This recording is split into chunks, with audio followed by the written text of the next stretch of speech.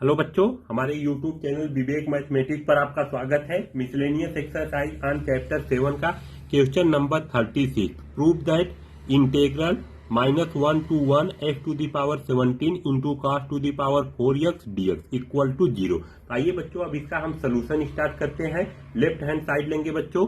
Integral -1 to 1 x to the power 17 into cos to the power 4x dx। अब बच्चों हमको prove करना है 0।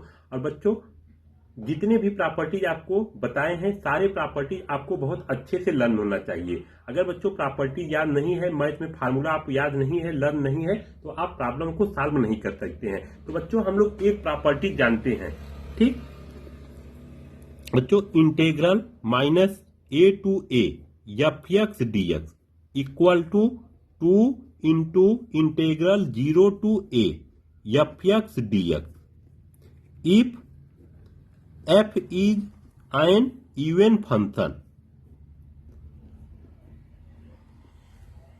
that is f minus x equal to fx। अब बच्चों integral -a to a fx dx equal to 0 if f is an odd function।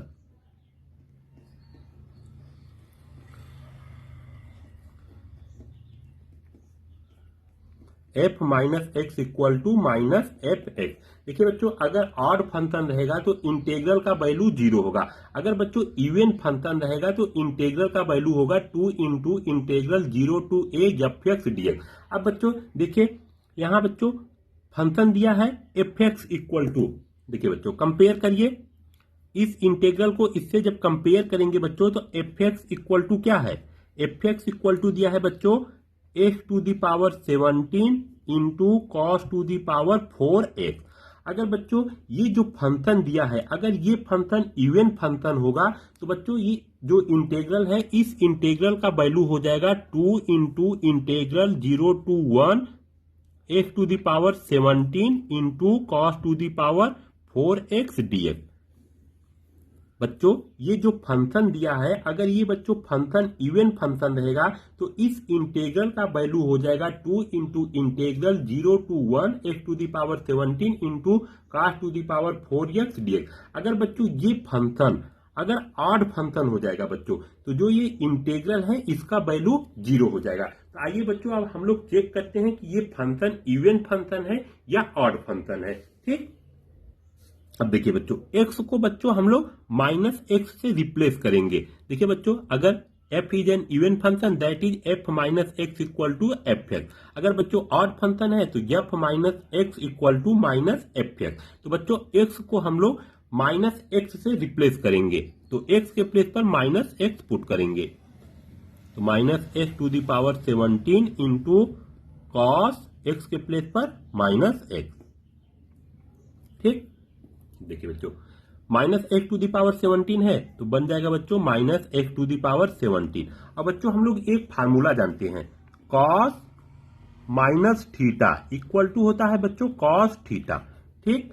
तो cos minus x equal to हो जाएगा बच्चों cos x, तो -x to the power 17 into cos to the power 4x, ठीक।